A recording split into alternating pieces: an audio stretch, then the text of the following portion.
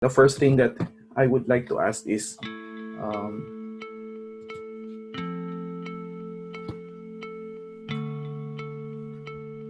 Okay. yeah, tell me more. Since we met, tell me more about what's the defenders that you started, like as an organization. When was this started, and what is this all about? Okay. Well, we started out as the Defenders for Freedom, Justice, and Equality, Mm-hmm. and now we call it the Virginia Defenders for Yeah. Freedom, Justice, and Equality because we've grown statewide.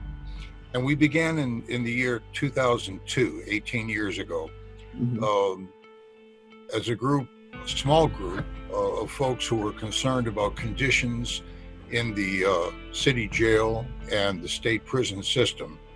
Um, and some of us had relatives who were incarcerated. And we worked on that issue, and then we started to branch out to other issues that affected working class people, and particularly in the Black community. Mm-hmm. Um, and we addressed issues such as lead poisoning in the city, police shootings, um, housing issues, always the prison system. And from the beginning, we were involved in education around anti-war issues. Um, so the group has been around now for 18 years. It's all volunteer. Mm-hmm. Um, since 2005, we've been putting out a newspaper, Yeah. originally called the Richmond Defender and now the Virginia Defender. It's a quarterly, Mm-hmm. 16-page newspaper with a 15,000 press run. Um, from 2005 until 2014, we had a weekly radio program on the WRAR community radio station. Anna Edwards uh, hosted that program. Mm-hmm. In 2004, we started a project called the Sacred Ground Historical Reclamation Project that is concerned with reclaiming and properly memorializing physical sites in the city that were associated with the slave trade. Mm-hmm. And that has been probably the issue that we're most well known for. Yeah. We've also, in the last couple of years, helped to build a statewide network called the Virginia Prison Justice Network. That is a prisoner-led coalition of organizations working for justice in the prison system. We were for many years part of a national anti-war coalition, and now we do anti-war work on our own and in conjunction with other groups here and around the country.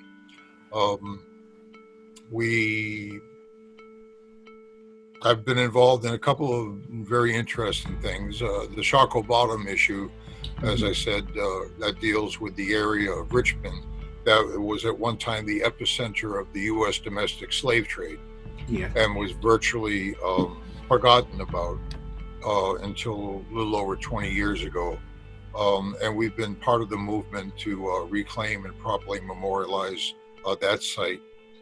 In 2007, we led a delegation of peace activists to the Islamic Republic of Iran and traveled around the country for 10 days, 2,400 miles through 5 cities.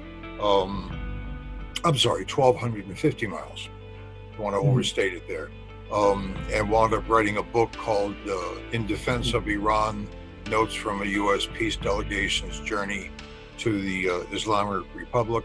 In 2016, we organized a campaign in solidarity with the people of Odessa, Ukraine, who were under severe attack from fascist organizations after the 2014 coup that overthrew a president, a legitimately elected president, and helped install a pro-Western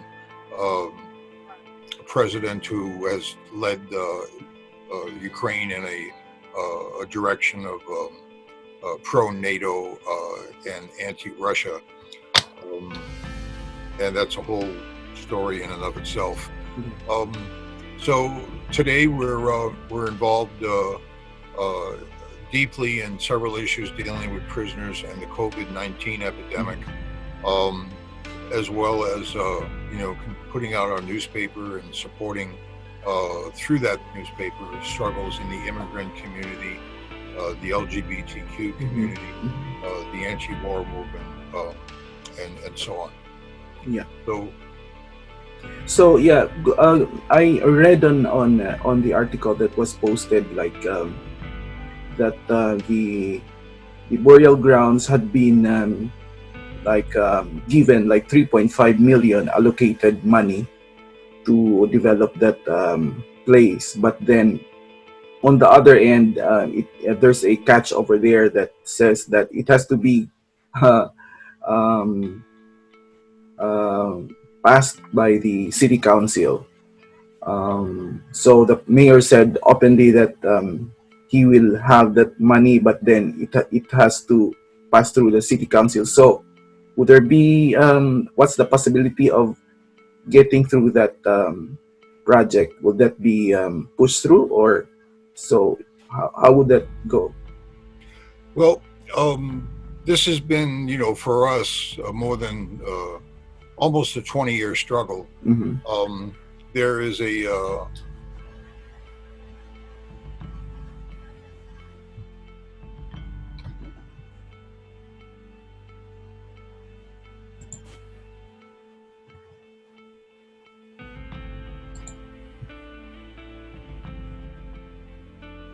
which continued to operate the parking lot, knowing that there was a black cemetery under the asphalt.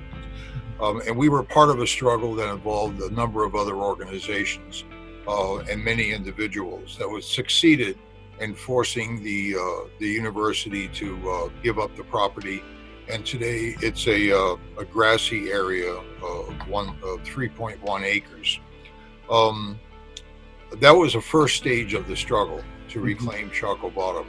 The second stage was when the previous mayor, Dwight Jones, backed by a business association called Venture Richmond, wanted to put a baseball stadium in Shockoe Bottom, mainly as a real estate profit-making venture. And we led the 2-year struggle that succeeded in stopping that desecration of the land. And then we led a community process of 5 local community meetings that developed a proposal for a 9-acre Shockoe Bottom Memorial Park that would include the African burial ground, as the Black Cemetery is now known, the Devil's Half Acre, which is the site of a slave jail owned by a man named Robert Lumpkin, that the city had discovered and wants to memorialize.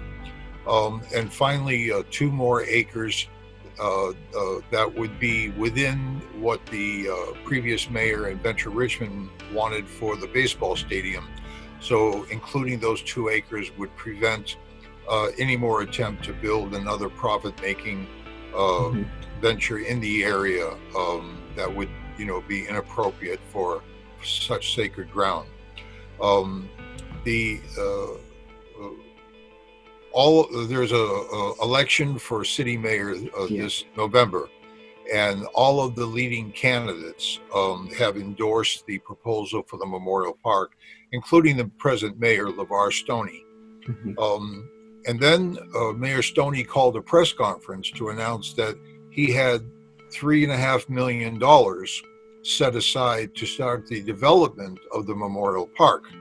And we were very excited about that and agreed to participate in the press conference. But as it turned out, he does not have $3.5 million. He can make a proposal, but city council would have to approve of that. And of course, he knew that was the case when he made the announcement. And there were 2 members of city council who participated in that press conference and a former member of city council, and none of them raised any objections. So we have since exposed what we feel to have been a sham dog and pony show on the Mhm. part of the mayor. And we believe he was doing it because he's come under a very heavy criticism for the way his police department has reacted to the anti-racist protests of the last 3 months Mhm. in Richmond. So it was just a ploy on his part. And but as we said, all the mayoral candidates, whoever is elected in November, have committed to Mhm. this project, and we've been working on it, as I said, for close to 20 years, and we have plenty of energy left, and we're going to continue the struggle Mhm. until there actually is a memorial park Mhm. that is commensurate with the importance and significance of this site, Mhm. which was not only the slave trading area for Richmond, Mhm. but the second largest slave trading district in the country after New Orleans. And more importantly, was the wholesale district from which all the other slave trade districts in the South received their human commodities. So the people who were sold in New Orleans, many of them came from the Shockoe Bottom area of Richmond. And that trade was so extensive that the majority of African Americans in the United States today could trace some ancestry to Shockoe Bottom. It's a very important struggle. It has to do with the right to self-determination of oppressed peoples. And our Sacred Ground project is headed up by Anna Edwards, Mhm. a defender who can trace her own ancestry to Shockoe Bottom, and has devoted her life to telling this story and related stories.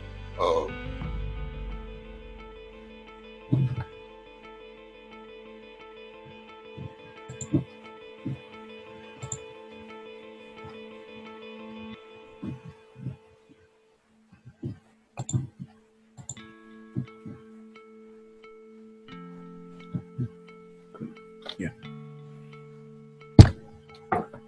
Yeah. Hello, Arn. Yeah, it was cut a little bit. Yeah. Okay. Yeah.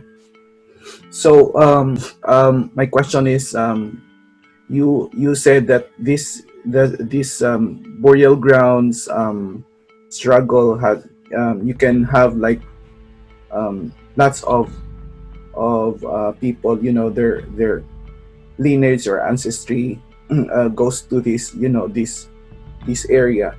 So would there be, what would be the implication, to your estimation, what would be the implication of, organizing, if there is an organizing effort within the African American diaspora, like like if they're on the ground, if there is any, would this help? Well, as I said, this struggle has been going on for more than 20 Mm. years. And it would not have gotten as far as it had if the Black community had not taken it up and made it their own issue. Mhm. So there have literally been thousands of people who have come out for different events, who have raised their voices in different ways.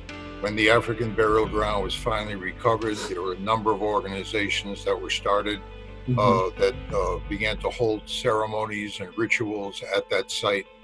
Um, the role of the defenders Mhm. has been to keep this struggle alive Mhm. and to continually educate new generations and new layers of the community. But it is already a mass issue Mhm. in the Richmond Black community and beyond. There are people who travel to Richmond from other cities to take tours that Anna Edwards conducts of Shockoe Bottom. There are national organizations, Historians Against Slavery, and Black Alliance for Peace, and many others that have endorsed the proposal for the Memorial Park. The Solomon Northam Family Foundation, which was formed to keep alive the memory of Solomon Northam, Northrop, who wrote the book 12 Years a Slave that Mhm. the award-winning movie was made from. They've been very supportive of the struggle and have come down and spoken at various events we've had. Pamela Bingham, who was a direct descendant of the great slave rebellion leader Gabriel, Mhm. who lives nearby in Petersburg, Virginia. She has been very active in supporting this struggle and, again, participating in programs. On October 10th, we will be holding what will be the 18th annual Gabriel Gathering. October 10th was the date on which the slave rebellion leader Gabriel was executed at the African Burial Ground, which is where the town gallows was. And we have a program there every year. It's quite institutionalized. And we're going to make sure that this is a particularly large turnout Mhm. to remind the mayor and city government that this is an issue that the Black community feels very strongly about and wants to see brought to fruition. Mhm. So the political issue involved are, on the one hand, this is a site that is of tremendous historical importance, not only to the Black community but to the country as a Mhm. whole, because the slave trade in Richmond and Virginia Mhm. was the industry that produced the capital that built Richmond, the state of Virginia, and went on to that slave trade and the slavery based agricultural industry was what built this country as a country. Mhm. And so it's tremendously important both for the Black community and for the country as a whole to understand what happened here, that Mhm. the capitalist system in the United States owes its existence to the system of chattel slavery and to the slave trade itself. Um, and the issue that we have promoted, and that has also been the hardest issue to educate and get across, because so many people outside the Black community feel that they would be diminished in some way if the Black community had the primary voice about anything. Mhm. That's been a struggle, not only with the right wing but with the white liberal community. But so far, we've been able to win out and keep that issue in the foreground. Yeah. Since I read your background, like since your student days, you were involved in the Student Democratic Society, and that you had even you were a writer back then with Mother Pie and Applehood, uh, and you were active in the opposing the draft in the Vietnam War, and you were also in 1970s you organize you have a newspaper that back then, All Hands Abandon Ship, and you were very active in organizing factory workers, and later part you were also Now, in that period, we were organizing active duty members of the U.S. military. mhm, That was the GI movement. yeah, the GI movement. Yeah. Can you uh,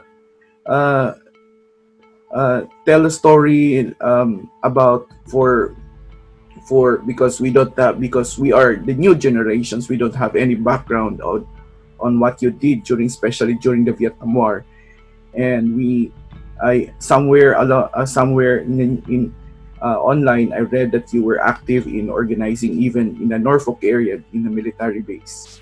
Can you tell that more about that? Well, you know, back in those days, the 60s, the early 70s, the two main issues in the United States were the Vietnam War and the Black liberation struggle. Um, and uh, th- which reminds me that we used Mhm. to have a lot more fun back in those days too. Mhm. We were optimistic about the future of the world, Mhm. and the revolutions were happening throughout Latin America and Africa and Asia. And we thought that the trajectory of history was going ever upward. Mhm. And of course, that's not how activists feel today. They Mhm. feel like the world is shrinking in its possibilities, and that each day is worse than the one that came before, um, which is too bad. It also has an emotional effect on Mm-hmm. activists. Mm-hmm. And one of the things we try to do is talk with younger activists about uh, steps that you can take to avoid getting burned out. But to going back to your question, um, I was a college student in 1969, and I decided to leave college because I wasn't comfortable having a draft deferment Mm-hmm. when kids who couldn't afford to go to college um, were going into the military. Um, Very different situation in those days. It cost $1,200 a year to go to the school I was going to, um, which is not much in today's dollars. But still, those who couldn't afford it were getting drafted. So I quit school and volunteered as an organizer in the GI movement. First in Newport, Rhode Island, where we had a bookstore called the Potemkin Bookstore, named after the famous Russian destroyer that Mm-hmm. took part in the 1905 Russian Revolution. And that's where we had the newspaper All Hands Abandoned Ship. And then in Norfolk, which is the home of the largest naval base in the world, and we had an organization called the Defense Committee for GI Rights and a newspaper called Grapes of Wrath, um, based on the John Steinbeck novel of Mm-hmm. that title. And the white sailors called it the Grapes, and the black sailors called it the Wrath. Mm-hmm. Um, and we organized for several years in the Norfolk area. Um, and that was important. The reason why I went into that work originally was one, because it was very challenging work, and I didn't want to spend my time demonstrating on college campuses, as important as that is. Um, but the other reason was because the Navy in particular was uh, overwhelmingly white, and it was an opportunity to talk to white working class men about political issues at a time when they uh, were more open to it than when they were in civilian life. So, yeah, that was an important time for me, and it was a important effort that the GI movement was recognized by no less than Ho Chi Minh Mm-hmm. as being an important factor in helping to bring the Vietnam War to a close. Um, After the war, I decided to get into factory organizing, and got a job in a factory, and there was a union, and joined the union, and we engaged in a number of struggles, and one of them was supporting the great organizing campaign at the Newport News shipyard in 1979. And we got very much involved in that, and uh, tried to be helpful to the union in several ways. Um, by 1980, I moved to New York City and worked with several national organizations at that time, um, and in the anti-war movement, and the labor movement, and prison support work.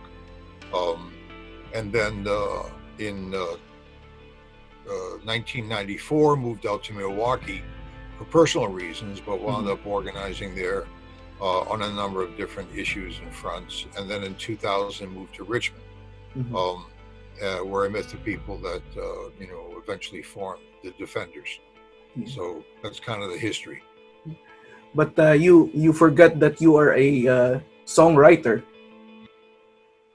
Uh, Yeah, y- I don't do yeah. that anymore, but yeah, Because for many I years yeah, I I sung. saw I read it that you co-founded a songwriter, all people singer, um, and your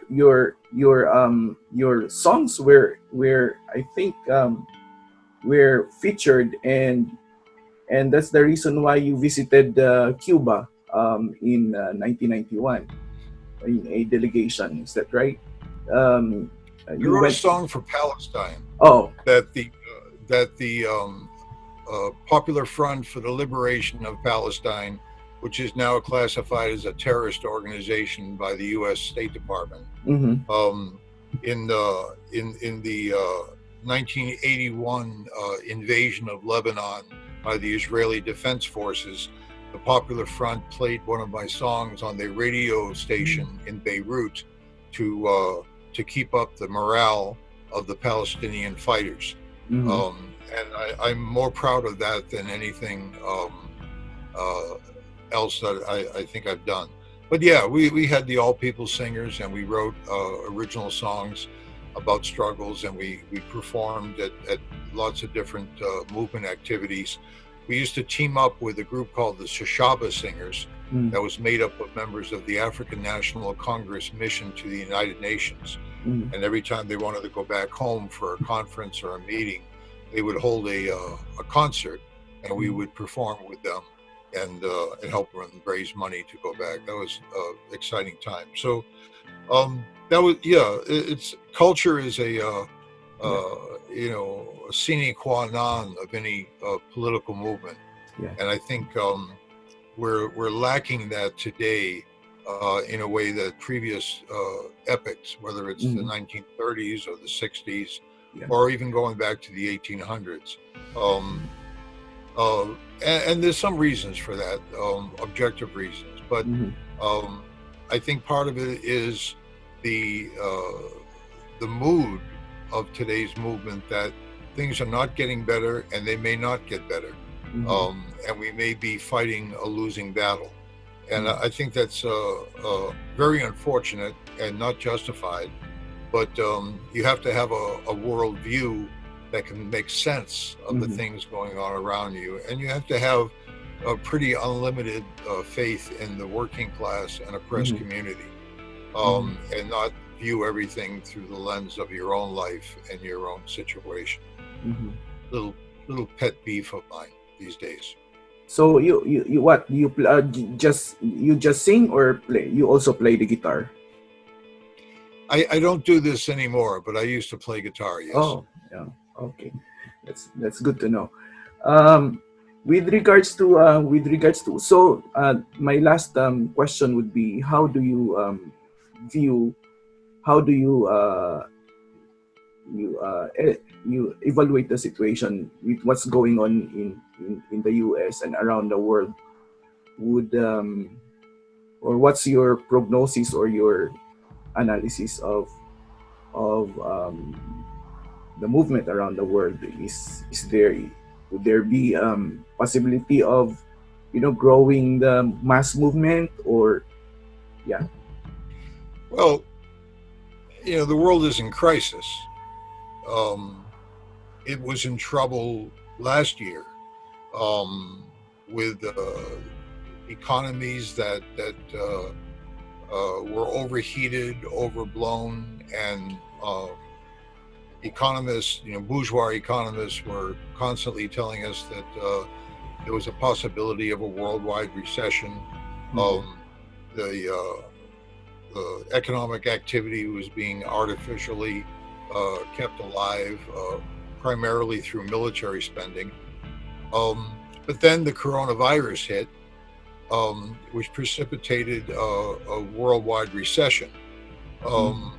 And in the most powerful and most developed country in the world, which is the United States, the political leadership has proven itself incapable of adequately addressing this crisis.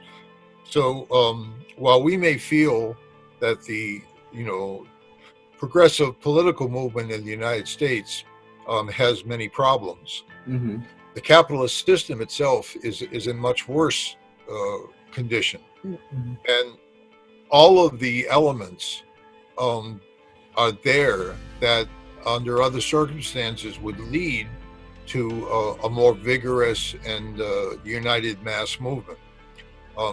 So right now we have the triple crises of the pandemic, the economic disaster, and the now, and it's unclear what exactly will come out of it. And the problem is Unlike in the 1930s, we do not have mass leftist parties that can lead a struggle because they have a clear political perspective and roots in the working class. The left parties today are extremely small. Um, Very few of them have any real organic relationship to working class communities and communities of color. Um, the rebellions have been largely spontaneous. And there are many people, particularly among the youth, who feel that spontaneity is a virtue in and of itself, and that there's no need for organization, recognized leadership, devised program, clear demands, and so on. Now, the movements in the past that have been more structured have certainly had their problems. Um, and not only here, but around the world, um, with how to develop leadership that is always responsive to the masses of people and doesn't raise itself above and in opposition to them. Um, but we have the opposite problem today, where we have a lack of clear leftist analysis, which is the most important thing, as well as organizational development. So I'm worried that we may have lost the opportunity in this period to develop ourselves on a higher level. Um, One of the things that Karl Marx said that I thought was very prescient was that in workers' struggles, the most important thing is the level of organization, the higher level of organization that comes out of the individual strike or other form of struggle. And I'm not sure what levels of organization are coming out of this particular period. What is clear is that a new generation has been deeply radicalized, not only in the Black community, but also among white youth and other communities of color besides the Black community. And that's very hopeful. And it's the demographics are such that the the organizers that came out of the 60s and early 70s are reaching stages in their life when they're not able to play the same roles that they did earlier. And whether they want it or not, they're going to have to pass the baton onto a younger generation, often reluctant to give up that baton, particularly as they're in a stage of their life where they're looking for a legacy. That's a separate problem. But I'm hoping that the youth will have learned both the lessons of how to struggle and also the limitations of winning reforms within the capitalist system. Um, there's a debate going on now of reform versus abolition. Should you try to reform the police departments or should you just abolish them? Um, I honestly don't know what it means to abolish the police departments. I know what it means to reform them, and that can take a range, a whole spectrum of changes, from things that merely strengthen the power of the police to things that put more of that power into the hands of the community. But I don't think abolition um, is something that we're going to win until we abolish the capitalist system. So I worry that if younger activists turn their backs on struggles that they consider reformist, then I'm not sure what they're going to do between now and the revolution. Yeah. And you have to engage in struggle in order to learn how to struggle. This isn't something you learn in school. And the activists who come out of the universities with a lot of fancy terms for struggle, I don't think are going to be the ones who are going to lead the masses forward in an ultimate confrontation. So that's a lot of scattered thoughts thrown out to try to put a little light on different situations. But I think overall, I think we're going to have to see how things shake out and hope that that many of the younger activists have learned some lasting lessons and will be able to apply them moving forward, because the future really is in their hands. Yeah, I we appreciate your wide or depth experience, and yeah, I want for sure see some of the peoples or folks like calling for abolition, but sometimes I see it as an just purely an anarchist, uh, I call of, and not really like thinking through it. So yeah, so there. Well, okay, but I like anarchists. Mhm. Oh, okay, go ahead. They often have a lot more fire and Hmm. determination Hmm. than others. But uh, and the anarchist movement has contributed a great deal Hmm. to the leftist movement in general, particularly around issues of gender oppression Hmm. uh, and problems with hierarchical organizations. However, um, what I have seen here in Richmond is that the view that the movement should be completely decentralized, anonymous, Hmm. um, unpoliced in any form whatsoever. Hmm. Um, and I use that word police with quotation marks, has led to some very, very unfortunate situations, infiltration by right wing elements, and uh, and I'm not talking about militancy. I may be 71 years old, but I was out on the streets the first couple of nights of the rebellion, Hmm.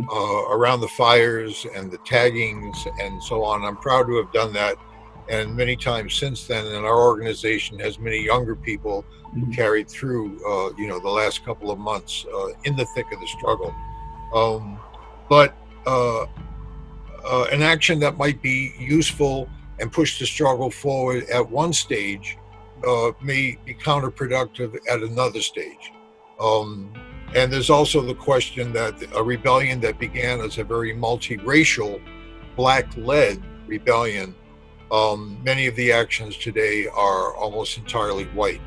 And that's something that has to be considered very seriously, and whether that's a positive thing because people are standing up against racism, or whether the focus of the rebellions has shifted from the oppression of the black community to